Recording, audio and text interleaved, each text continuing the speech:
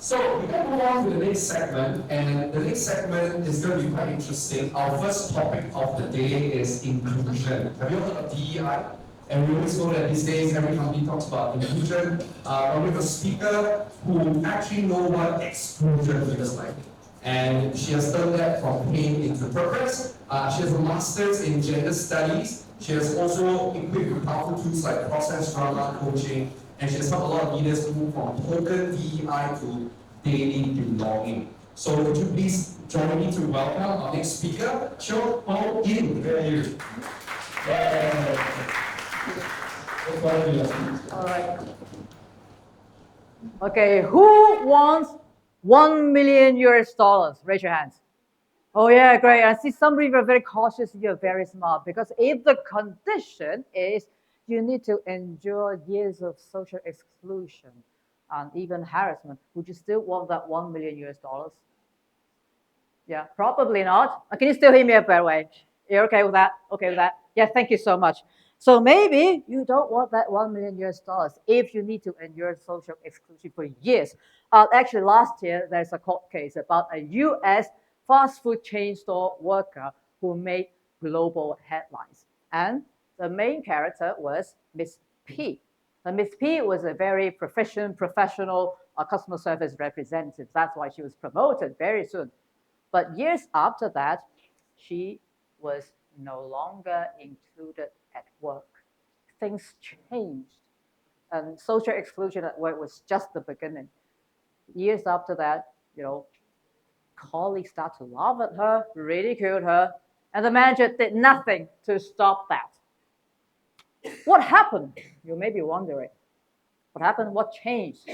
So the fact is, years ago, when Miss P was promoted, she was Mr. P. Soon after the promotion, Mr. P decided to go through a gender transition to become Miss P. And during her transition period, no matter how good her performance was, how good her work was, she was being ridiculed, laughed at, and even faced ongoing harassment by her colleagues and manager. So she filed a complaint after that, but 8 days after she filed a complaint, she was fired. Now, this was clearly a case of discrimination. So, at the end, she won the court case because it's clear discrimination, and she won close to 1 million US dollars for the punitive damages and the emotional distress. The amount sounds good, right? Sounds good, 1 million US dollars. But if you need to suffer years of exclusion and emotional distress, in her case, 8 years, does money really help?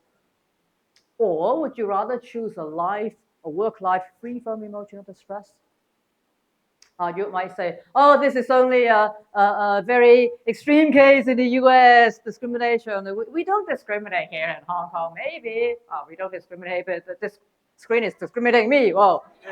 Oh, yeah, possibly. But even if that is so, does it mean that your colleagues, all of your colleagues, feel included at work? Or you might say that, oh, why wouldn't they feel included? We don't have, non-gender binary people here in Hong Kong. It is not an issue. Okay, I can tell you. Gender is only one of the many countless aspects that can lead to exclusion. I don't know if you can see this PowerPoint. Perhaps yes, perhaps no. Or it doesn't matter. Okay. Oh, wow, yes, great. It comes at the right time. So if you can find one or more adjectives that describe you, raise your hands. Gone again. But basically all here. Okay, let me go around and ask you, any working mothers here?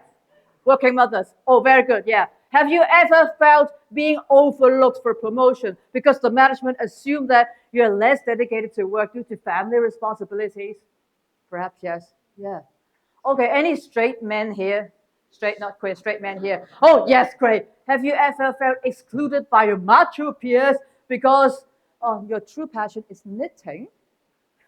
Or perhaps you're a non-local feeling isolated during lunchtime because you don't speak the local language and then you're surrounded by colleagues who do. Yes.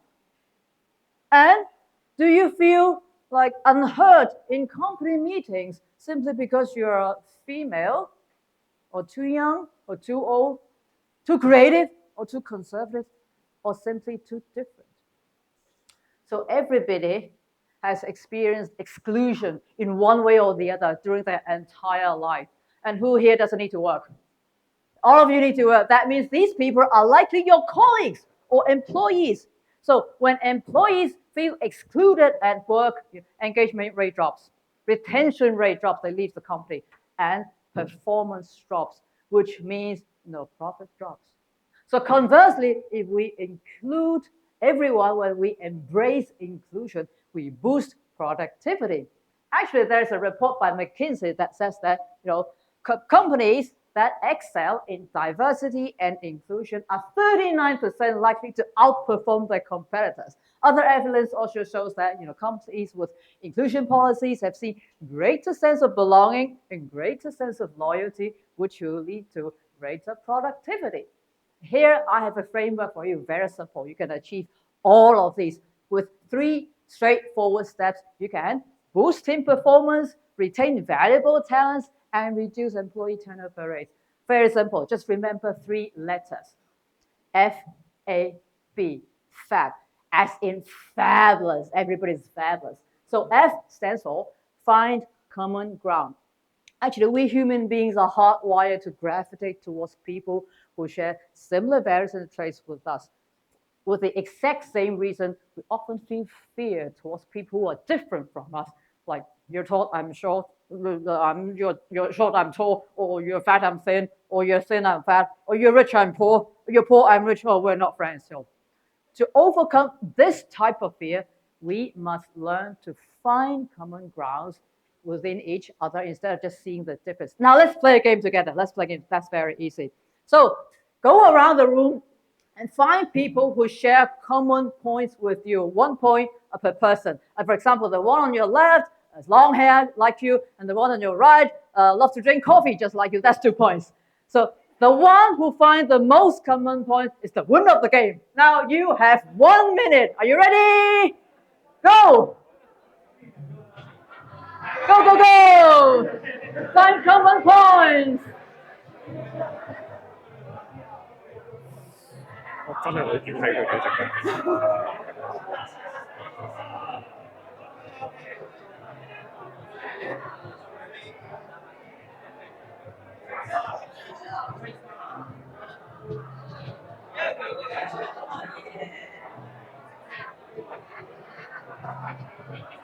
Halfway through, 30 seconds.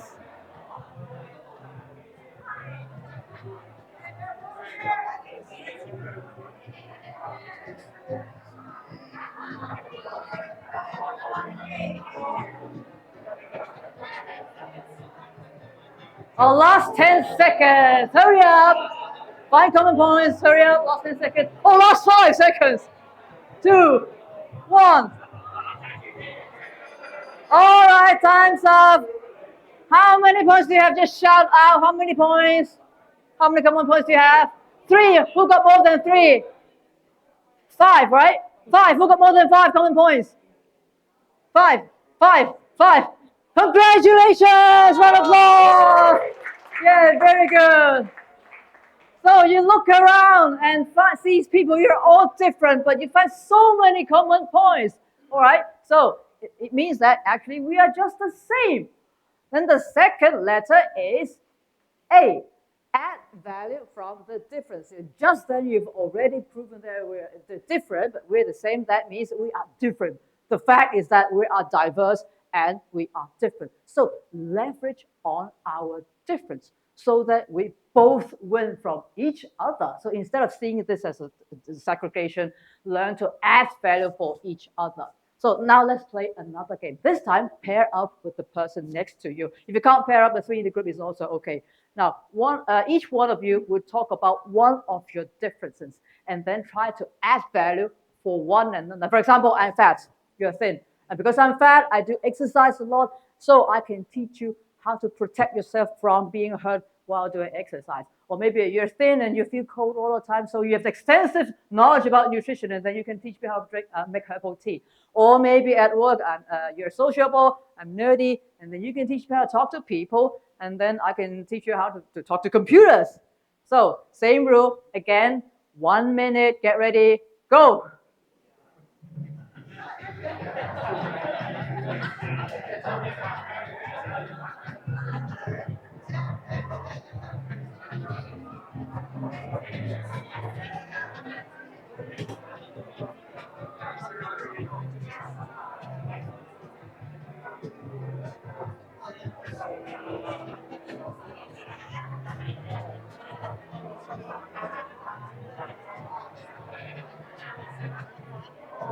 Halfway through, switch roles if you haven't.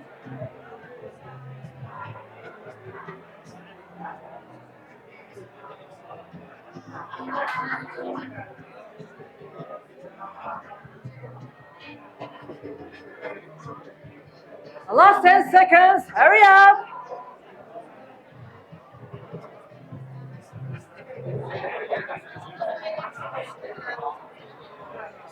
Oh, time's up again. Who would like to share what you've added value for each other? So who would like to volunteer and share? Anybody of you here? Who would like to volunteer? Anybody? Oh, yeah. Please share what you have, add value to yours. Yes. I offered to teach him cooking, Yes. and he offered me a legal advice. Oh, cooking for legal advice. Thank you so much. Round of applause.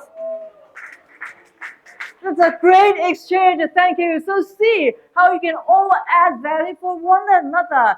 So include everyone. Give them opportunities so that they can take up responsibilities. So actually, even people with disability can add value to the company. Many social enterprises are doing that because they see the value that disabled individuals are adding to the company. So imagine how much more value you can add to each other. Now, the last letter is B. B stands for build a habit of respect. Respect. We all know what respect is from the golden rule from the Bible. Do to others what you want people to do to you. Matthew chapter 7, verse 12. We all want to be heard. We all want to be valued. We all want to be esteemed at work. We all want a safe space to be in the company. So do the same at work. You value everyone, let everyone's voice be heard, esteem everyone, and create a safe space for everyone. When you feel safe at work, you have greater sense of belonging, and you are naturally inclined to contribute more to your company. And this is actually proven. All right. So, but how can you build a habit of respect? Now, just like any other habit, you start by first, identifying old habits that may hinder you. Then shift your mindset towards your new goal. And then after setting the new goal, you break it down into smaller steps. So for example, like practicing empathy, showing appreciation and avoiding judgment. Actually, there are lots of tools out there to help you achieve all this. For example, process drama, excellent for raising empathy. Unconscious bias workshop, good for, raising awareness. Life coaching, very effective for mind shifting. If you're interested in any of these, actually just contact me. Actually, right now, I have a very handy tool for you as well. If you want to measure whether your colleagues feel safe at work, scan the QR code, input your name and address, and I will send you a free assessment on workplace psychological safety. If they feel safe, if they feel included at work, that means they're naturally willing to contribute more, and whatever you teach them, they will absorb naturally, and they would like to walk the extra mile. So I hope you still remember the 3 steps framework. Remember that everyone is fabulous. FAB, find common ground, add value from the differences, and build a habit of respect. If respect isn't your habit yet, make an effort to build it. When respect is a habit, you don't even need to think. You respect people naturally. So make an effort to build it. All right. At the end, as the final present from me to you, I've chosen a piece of music that everyone can enjoy regardless of age, race, language, or whatever. I'm sure everyone knows this song. Stand up and get ready to move your body. Wow. Everybody knows this song. Get ready, wow.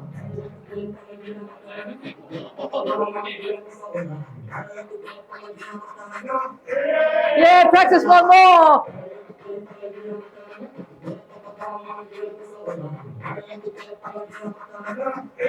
Yeah, you're fabulous, one more.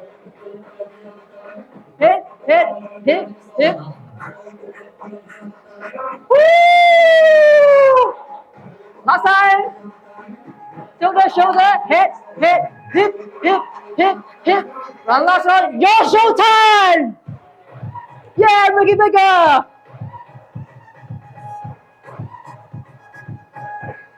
Fabulous. Again. Left, right, shoulder, shoulder, head, head, hip, hip, hip, hip. Oh, make it bigger. Woo! Fabulous people. Yeah. Last round. Great. You're fabulous. Round of applause to yourself. Wow. You're really fabulous. Thank you for including me here. I'm Chuck. You're fabulous. See you around. Thank you so much, Jack. You know, when I first got to know Jack, he said I'm a DEI speaker. Now you know what he stands for, as I'm saying. Okay, guys. All right, now.